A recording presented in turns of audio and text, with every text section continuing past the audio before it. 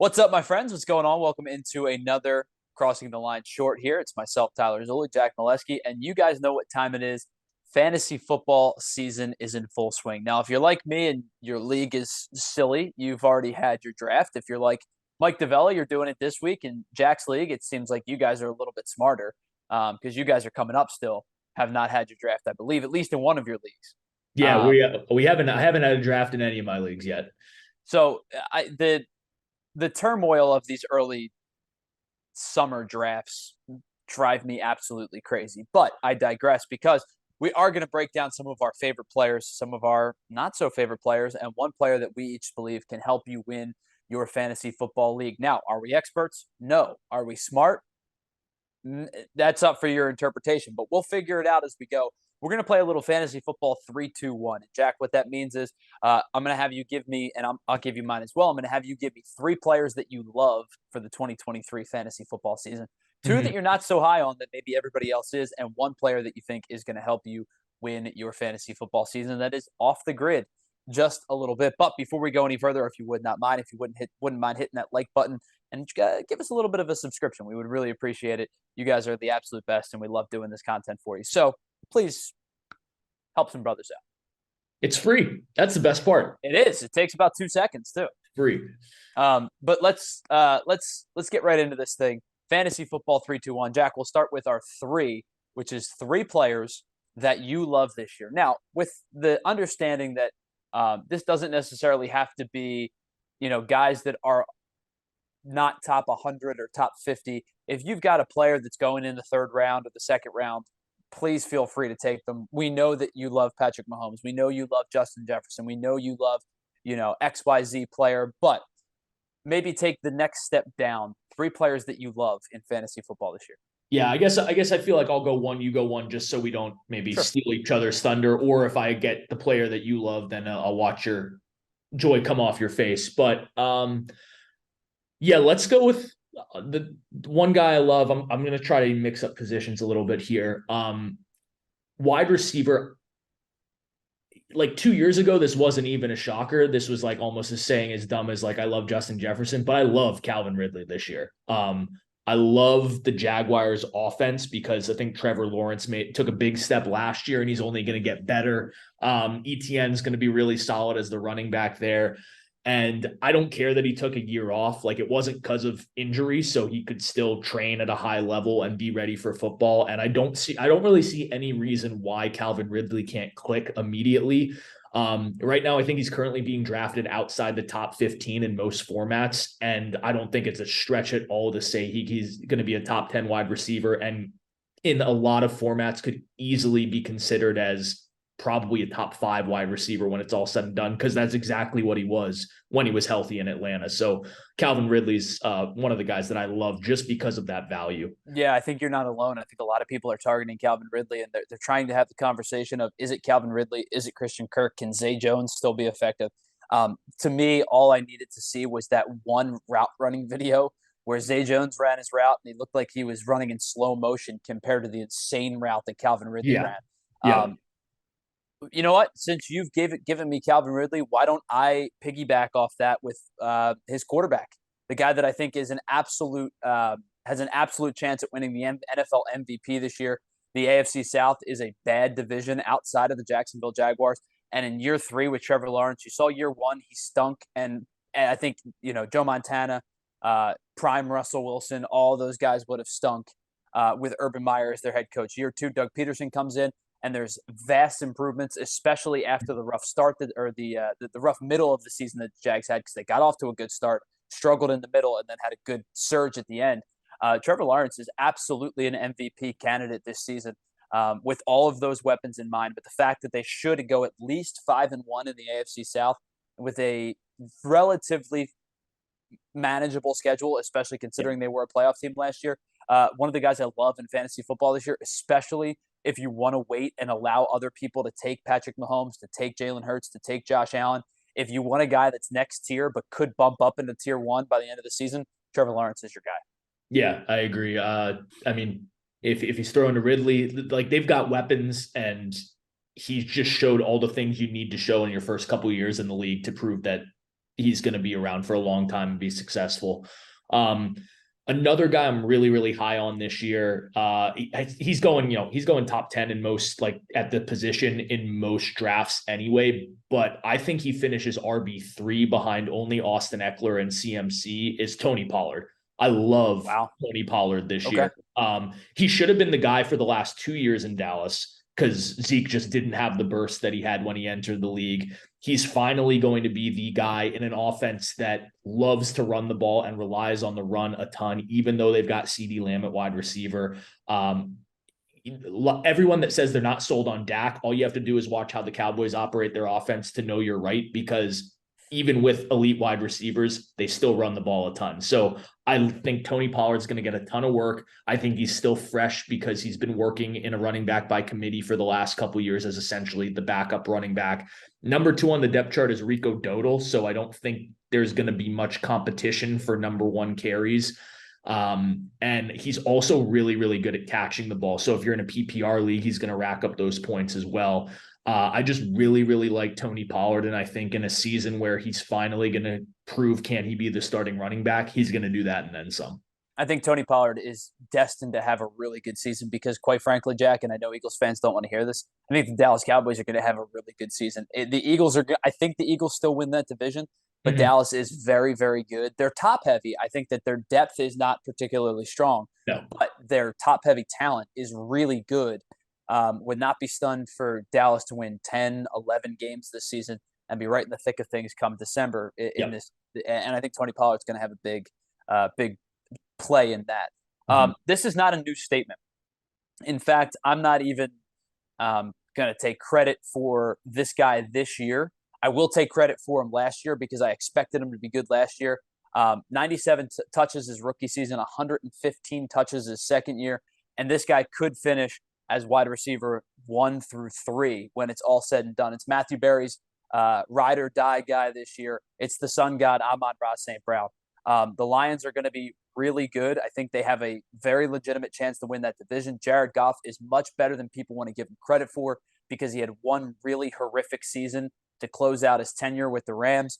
But he is a guy that I think can put up a lot of points, and I think the Lions are going to put up a lot of points.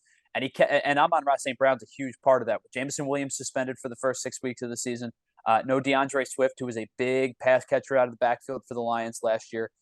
They do add Sam Laporta to replace TJ Hawkinson, but Amon-Ra St. Brown is the clear-cut number 1 guy, and he catches 74% of the passes thrown his way over the course of his career. I don't know what his goal line work is going to look like. I don't know what his inside the 20 work is going to look like, but if you're looking for a guy who is going to be a killer in PPR, Amon-Ra St. Brown is your guy. Yeah, I to show you how insane one of the leagues I'm in is, I mean, first of all, the league, it's insane. 18 teams, you keep 5 players a year. It's wild. It's going like semi-dynasty. It's not it's quite going dynasty, on for, but it's been going on for almost double the amount of time I've been alive. I think it's like 45 years now. I just joined as a co-owner. Wow. But our wide receiver room is so good that Amon-Ra St. Brown, we actually didn't keep him because we have Cooper Kupp and Tyreek Hill as other 2 wide receivers. You're okay. So yeah, we're going to be okay. But I think you're doing fine in that department. I love Amon-Ra St. Brown. I'm hoping, as someone that's going to draft 1 overall shortly and get Justin Jefferson, that people are stupid enough to let him drop to the 20th spot. I don't think it happens, but I'd love if it did. I'll put it to you this way. In my 2 leagues, I moved up to go get him with the second pick in the second round in 1 league, and I took him with the 11, 12, 13, 14th pick in the other one. I don't think he's going to fall to you at 36 or whatever with your 18-team league. It'll be 20. This is not the 18-team league. This is a 10-team league. Oh, okay. So Jefferson won. He'll come around 20. I still don't think he's there. I don't think so, but if he does, you should be like sprinting to the podium. Yeah, agreed. He's going to be good. The Lions are going to be good. They were really good last year on offense. They're only going to be better. So whether they're like a legit team, I don't know, but like they're one of like 5 teams I'd be like, I want to own at least 1 offensive starter for fantasy on this team because they're just going to put up a lot of points. Jaguars might be another one with ETN, Lawrence, and Ridley being the top Sure. three. And Tank Bigsby's going in a lot of drafts too. Yeah, he's definitely deeper on the list, but that running back by committee seems to be the new norm.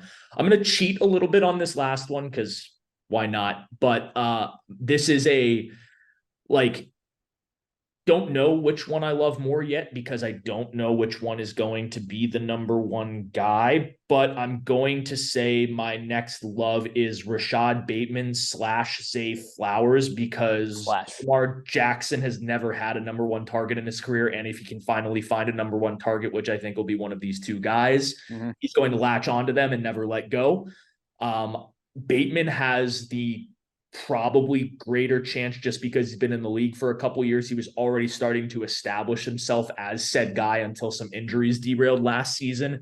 But Zay Flowers is supremely talented. And I just think that Lamar Jackson throughout his career has really Marquise Brown is the best wide receiver he's thrown to. And like Hollywood's fine, but he's not anything incredible. I think both these players have chances to be better than him.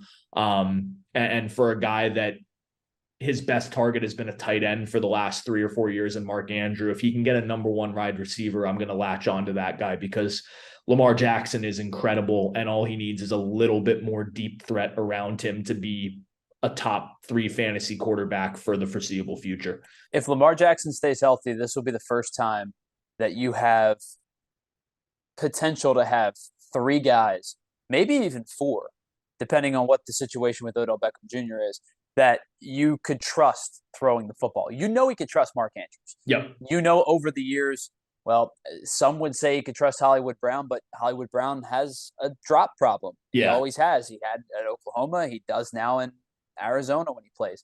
This might be the first time that Lamar Jackson has guys that he could, the whole like bleep it, he's down there somewhere throw that all the good quarterbacks with good receivers get to make, where, Patrick Mahomes gets to make it to Travis Kelce, Jalen Hurts gets to make it to A.J. Brown, Josh Allen gets to make it to Stephon Diggs. Like, bleep it, he's down there somewhere is a tool that only quarterbacks with good receivers get to use in their arsenal.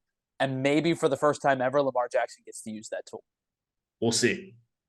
The last guy that I think is on my love list this year, and this is not a Penn State bias because I don't care about where you went to school, who you play for. I want to win money. Yes. And I think this guy is going to be able to help you win money this year because his quarterback is somebody that is a complete unknown in a division that is full of quarterbacks that are better than him.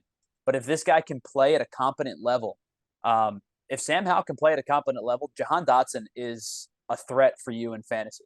He's going to catch passes. The guy doesn't drop the football. Nope. I don't know what his workload is going to look like with a second-year quarterback, first year as a full-time starter, or whether it be Jacoby Brissett at some point in the season. I don't know what his workload is going to look like, but if Sam Howell / Jacoby Brissett or both can play well in this season for the Commanders, Jahan Dotson's the number one, the number 2 target, but the number 1 guy I think is going to reap the benefits fantasy-wise for this Commanders team. Yeah, and you saw it last year in flashes, like especially in the red zone. That's the guy you want to target in the end zone. Like, he's tough. He's got incredible hands, which we saw at Penn State all the time. And like, it's one where you almost have to inspect it. Like, you need the umpires coming in looking for sticky stuff because how does he catch and hold on to some of these things in the red zone? But he does it every time. I think Terry McLaurin is going to, if Sam Howell is solid, he's going to have a bounce back year. But like, McLaurin to me is still not the guy that would be the consistent red zone target. It would be Jahan Dotson. So maybe more receptions and more yards for McLaurin by a little bit, but I think touchdown numbers, it definitely skews Dotson, and you'll see that if Howell performs. No tight end threat to speak of for Washington. Obviously, Antonio Gibson's a threat in both the run and the pass game. Brian Robinson's more of a downhill type runner. Yeah. No J.D. McKissick anymore for that team. There's going to be target shares to be had if Sam Howell can get the football out of his hands, in a timely fashion. I think Jahan Dotson could. I'm not going to sit here and tell you that Washington's going to be a good football team, but you're looking for fantasy value. You're not looking for real life value, and Jahan Dotson is going to provide you fantasy value.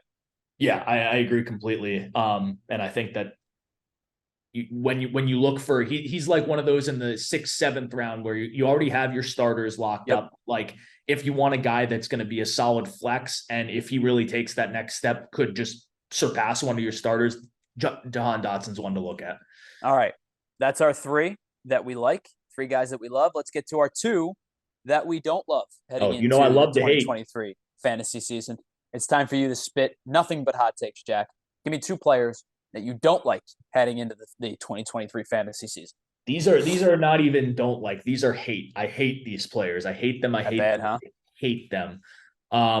Number one, and I hate the running back position to begin with this year in fantasy. I'm very tempted in my one league to draft 3 wide receivers in my first 3 rounds before I draft a running back or a quarterback, depending on who's on the board. By the way, a lot of strategies are agreeing with you. A lot of people are going with one of two strategies. They're either going zero running back or they're going hero running back.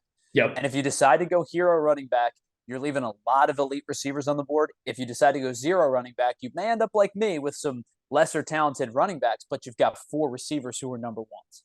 Correct. And I think in the league now, it's more beneficial to have the wide receivers. The only way that I load up on running back is if I have like CMC and Saquon or CMC and Nick Chubb, like guys that I just know are going to be very, very solid.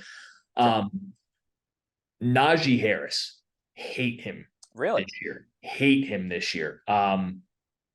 Last year he got a lot of play. He was drafted really, really high last year, and rightfully so after the first year he had in the league.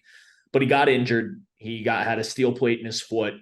I didn't know this until I saw it on Twitter a couple of days ago. His longest run in the NFL is 37 yards.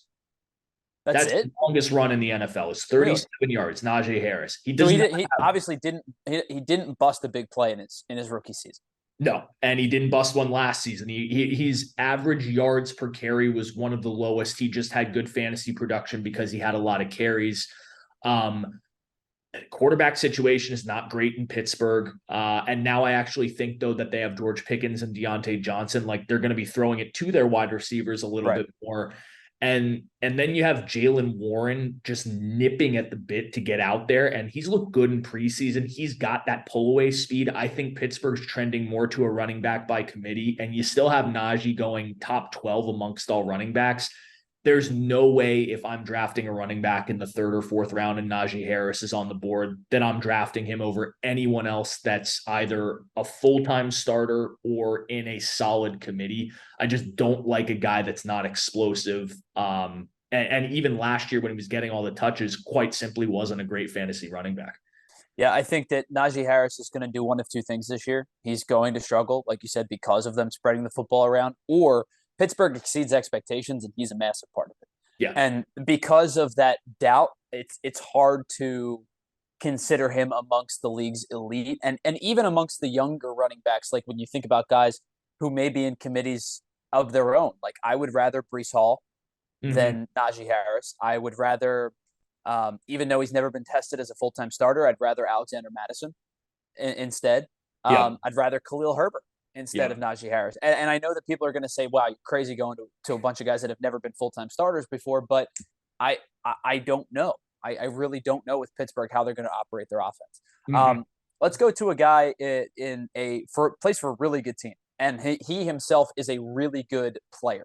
There are players that are better value in real life than they are to fantasy, and I think at this point in his career, 2 years ago, he was a fantasy stud. He was one of the best fantasy players in football. Last year, he got overdrafted, and the quarterback situation deteriorated on him. And this year, the quarterback situation doesn't exist either. And on top of that, they also added an elite playmaker 6 weeks into the season last year and took into a chunk of this guy's touches as both a pass catcher and a rusher. Deebo Samuel scares me. Straight up, Deebo Samuel scares me as a fantasy player. Deebo Samuel is an electric playmaker in the NFL. He is a piece that San Francisco can utilize as a weapon in so many different capacities. He's a great NFL player. I don't know what his value is as a fantasy player because of his quarterback situation, because Christian McCaffrey and Eli Mitchell are going to take 85 to 90% of the rushing attempts, Mhm. I don't know if I can trust a guy who only caught 60% of his passes last year. He's going to bounce back. He's not going to be as bad as he was last year, but I'm not sure he's fantasy relevant the way that he was 2 seasons ago.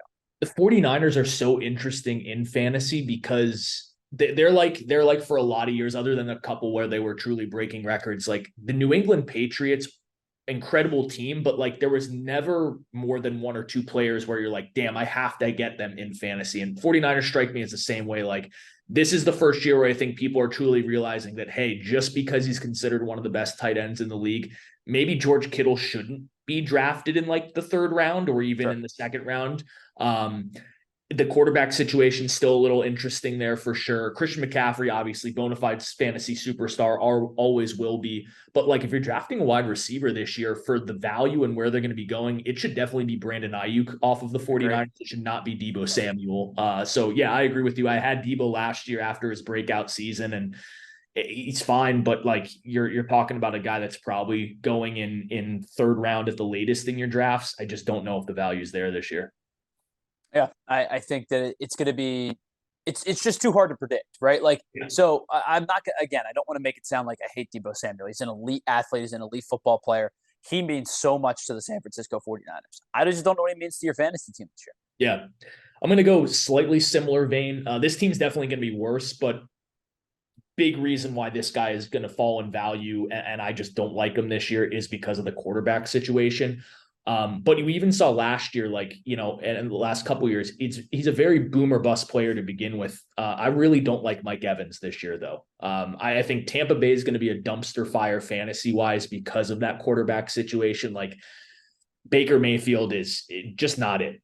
I don't know how many more chances he has to get before people realize that the answer is going to always be no with Baker Mayfield. Well, he's your starting quarterback, so He's your starting quarterback. So sorry, Mike Evans. But from what we have seen of Baker in the NFL and the success he's had, the deep ball is definitely not the strongest point in a very weak amount of strengths as a quarterback. So I think the number one target for Baker is going to be Chris Godwin in this offense. I think sure. Rachaad White's also going to get a lot of looks out of the backfield. Didn't make my love list, but like talk about a guy that I think it could be a very solid fantasy player if you're looking for that zero running back strategy.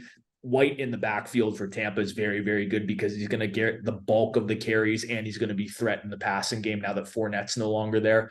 But Mike Evans only had 6 touchdowns last year, and it's not gonna get much better with Baker Mayfield. And I just don't see him getting the receptions or the amount of targets he needs to be relevant without those touchdowns. Yeah, I think that Rachaad White is the only player on the Buccaneers that I would confidently draft this season. Yep. Again, no disrespect to Evans and Godwin. I have Mike Evans on both of my fantasy teams as late round picks.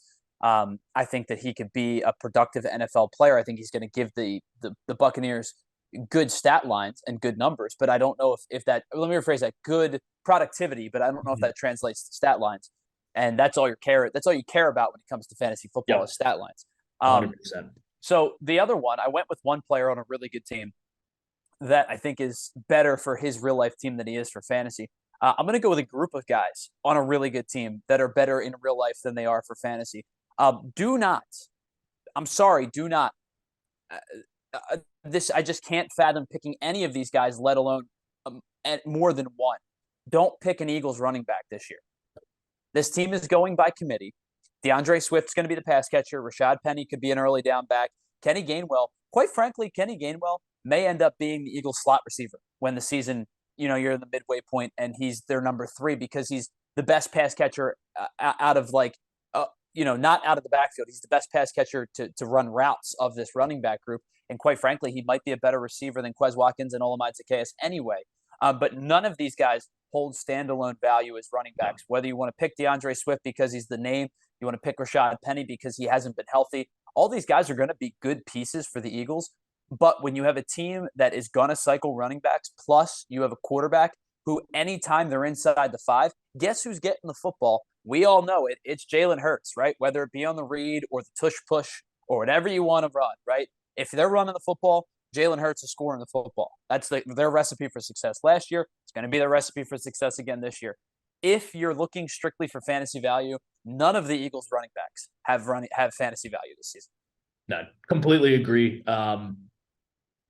They didn't. I mean, like a little bit last year, Miles Sanders, he wasn't bad, but And like he had his best statistical year last year, and he still wasn't that.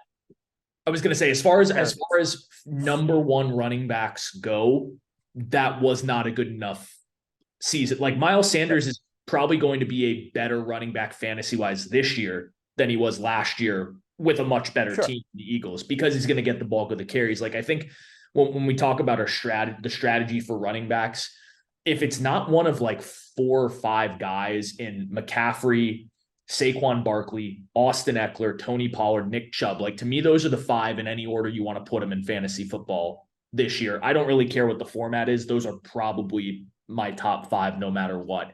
If it's not one of those 5 guys, I almost rather prefer going with a guy like Rachaad White, who I know is going to get a ton of touches, Miles Sanders, a ton of touches, Damian Pierce with the Texans, a ton of touches. Like, no, they're not the best names or on the best teams, but they're going to get the volume that could translate into big numbers if they break out. So yeah, the Eagles, no, fade them as hard as they possibly can, even though they could easily go back to the Super Bowl. You want the receivers? Yep.